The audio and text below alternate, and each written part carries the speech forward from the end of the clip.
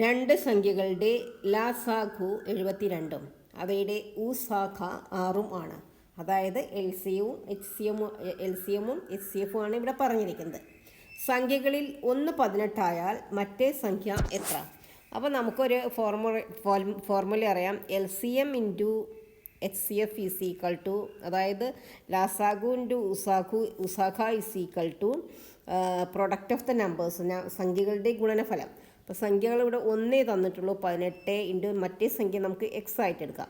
ഇവിടെ L C M 72ഉം H C F 6ഉം ആണ്. Is equal to 18 into X.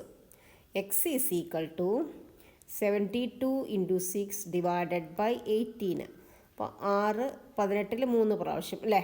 3 72 എത്ര പ്രാവശ്യം പോകും നോക്കിയാൽ മതി. 7 3 2 പ്രാവശ്യം, ബാലൻസ് 1, 12 3 4 പ്രാവശ്യം. അപ്പോൾ answer is 24. Answer is option B. മറ്റേ സംഖ്യ 24 ആണ്. Okay, if you like this video please like, share and subscribe. Thank you.